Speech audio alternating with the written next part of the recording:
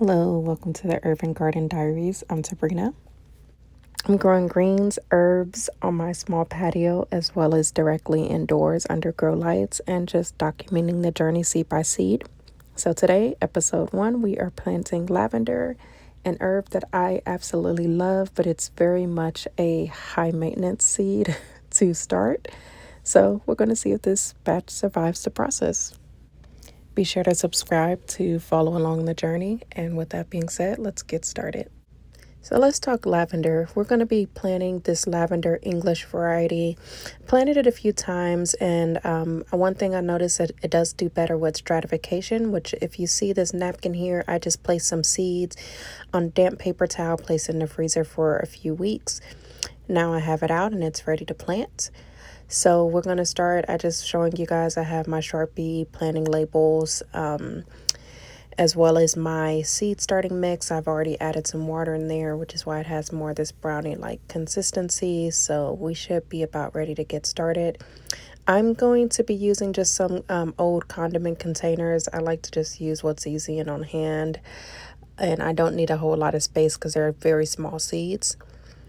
So all I'm doing is I'm just placing the seed starting mix into the containers. I think I have about 4 of them, gently patting it down. And I'm just going to repeat that for all the condiment containers that I have here, just to go ahead and get the mix in there.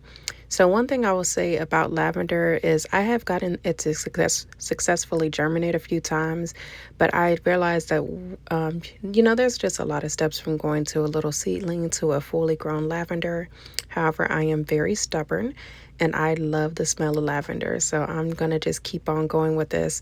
I think one of the struggles that I got is after it gets to that seedling stage, you have to really stay on top of it with the moisture requirements. And, I think I just got honestly a little neglectful, but I'm going to keep a more watchful eye because I would love to be able to walk in and have some freshly grown lavender under my grow lights.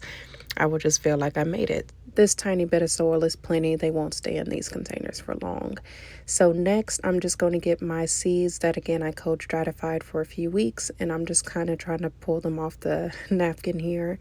And I don't know how many I'm grabbing. I'm just grabbing a few on the tip of my finger. And basically, I'm just going to get one of the containers and kind of pat them onto the top of the soil. And you will see that I'm not going to use any soil to put on top. You could get sometimes what I'll do is I'll get some dry soil and sprinkle it on top. I did not do that for these.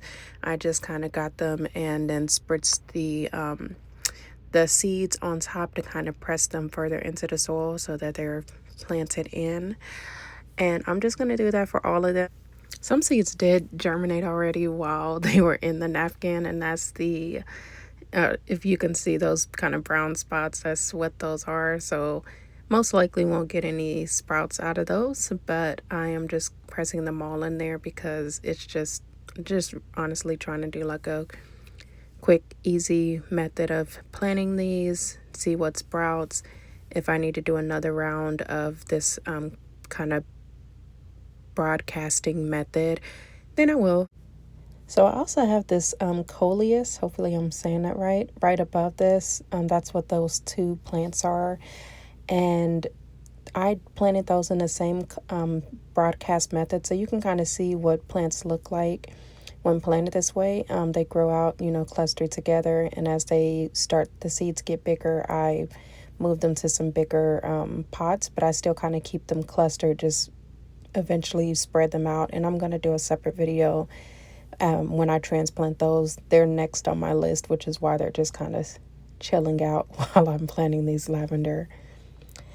And as I finish this last container, all that's left is just to add our labels, because I always forget when I started these if I do not label. So I'm just using the lids that came with the containers, writing the name on there. Also good to add the date. I did that later. It's the lid on top of the container. So now we have our mini greenhouses, which is what we're creating. And once they finally start to sprout, at the first sprout, I'll just place them under the grow lights. Keep the top moist by spritzing with water. I have a good feeling about this batch. I think this is going to be the one that grows and thrives. I will keep you guys updated on the progress in future episodes. Thank you for watching. Please like and subscribe.